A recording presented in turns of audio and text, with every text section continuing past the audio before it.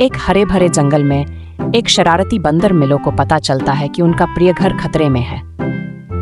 एक लालची बिल्डर जंगल के पेड़ों को काटकर वहां एक बड़ा प्रोजेक्ट बनाना चाहता है।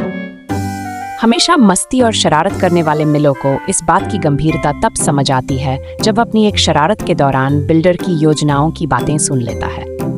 अपने घर को बचाने के लिए वह अपनी दो खास दोस्तों से मदद मांगता है। फियोना, जो एक चालाक लोमड़ी है और बेहतरीन योजनाएं बनाने में माहिर है, और पाब्लो, एक समझदार तोता जो इंसानों की आवाजें हूबहू नकल कर सकता है। तीनों मिलकर जंगल को बचाने की एक जबरदस्त योजना बनाते हैं। फियोना अपनी चतुराई से निर्माण दल को भटकाने के लिए तरह तरह के जाल बिछाती है। वहीं पाब्लो इंसानों की आवाज और जंगल के अन्य जानवरों की डरावनी आवाजें निकालकर ऐसा माहौल बना देता है कि मजदूरों को जंगल भूतिया लगने लगता है।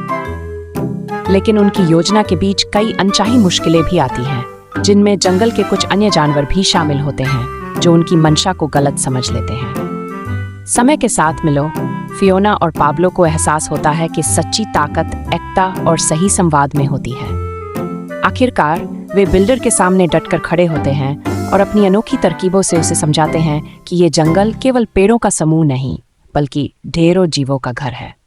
कहानी का अंत एक शानदार जश्न के साथ होता है, जहां पूरे जंगल के जानवर मिलकर अपनी जीत का जश्न मनाते हैं।